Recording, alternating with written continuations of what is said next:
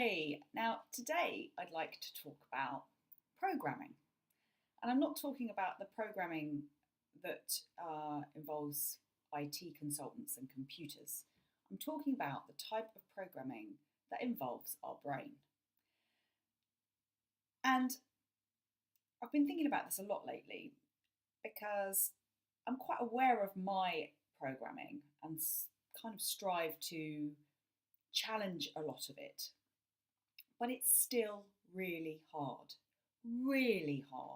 sometimes because it's so automatic and it's so ingrained in, I guess, the stories we tell ourselves, our identity, and what we believe isn't possible. So I was just thinking around this today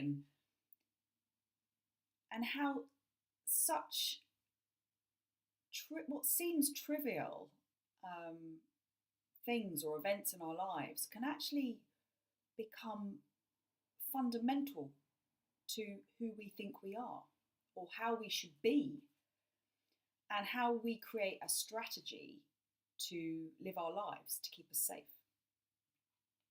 So I was thinking about this the other day. I remember when I was in early high school and I used to get the bus. And the school bus is just, well, it's vicious, right? It's the worst place in the world. You know, nobody feels safe on the school bus. Um, and I remember a boy in school turned round and actually said to me, "Claire is the only girl whose legs are as fat as her ass." I was mortified. I'm like an 11, 12-year old girl. And yeah, I was a bit chubby, and a bit awkward. And I really let this in. This really um, hurt, right? And that sort of became part of my identity. I was that child. And then I got to about aged 14, 15, and I grew a bit taller and I grew my hair and I became aware of what I was eating, which isn't necessarily a good thing at that age, but I did. I become aware of the whole Rosemary Connolly thing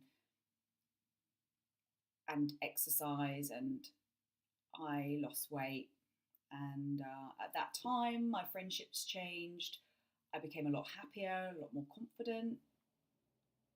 So, as that changed around my physical changes, my brain learnt or developed a strategy that, you know what, in order to be happy and to be liked, you need to look a certain way, you need to strive for perfection, you can't drop the ball. And that kind of stayed with me for a lot of my life. That thing of really having to pull it together all the time. To have worth, to feel happy. So that's just one example, and I look back at that and I think, you know what, I didn't even question when I was on that bus. I didn't question that the comment had come out of a 4'10", spotty 11-year-old boy. I didn't even, I didn't question that. I just let it in. And then later in life, there are countless other examples, and I'm sure you have them too, where you can say, actually, that really affected me. That trivial thing, that little thing, I let it in. And it's defined how I am, how I roll. But it's not real. It's just that my brain, your brain, learnt from that experience in a good or a bad way, a helpful or a non-helpful way. Another example is, and I'll own this, in my early career, got a job in a plumber's merchants. Hell yeah. Graduate from uni, desperately wanted to get into PR, marketing, and there was an opportunity to um, do a marketing role and in this plumbers merchants, and it was just a hideous job. But I'll take anything. I just wanted to get on the ladder, just get some experience to put on my CV. And it was, an unethical company. It was not a nice place to work.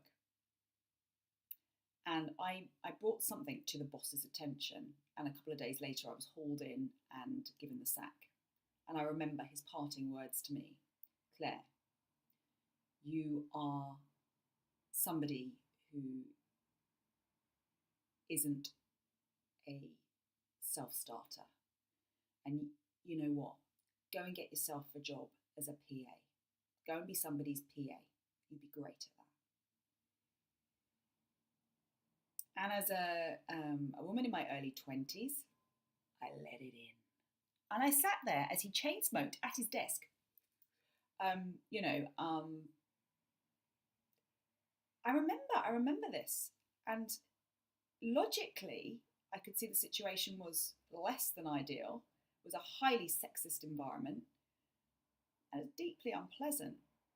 But I let that comment in. Oh, did I let it in? And it wasn't until, at the time, it wasn't until years later that it really became apparent to me how much I had let it in, because I went and got a job in London and my career took off and all of those things. But later down the line, when I felt vulnerable and when things weren't going so well, that's when that story, that programming kicked in. Actually, you're not a self-starter. You can't do that. That's not possible for you. That's not you. How crazy is that? Just my brain taking it in, letting it in, and not questioning it. So I know I'm waffling on now, but I think it's really important to recognise where some of these beliefs and stories come from and what shapes who we think we are. And that so much of it is just bullshit. Bullshit. But how it feels really real.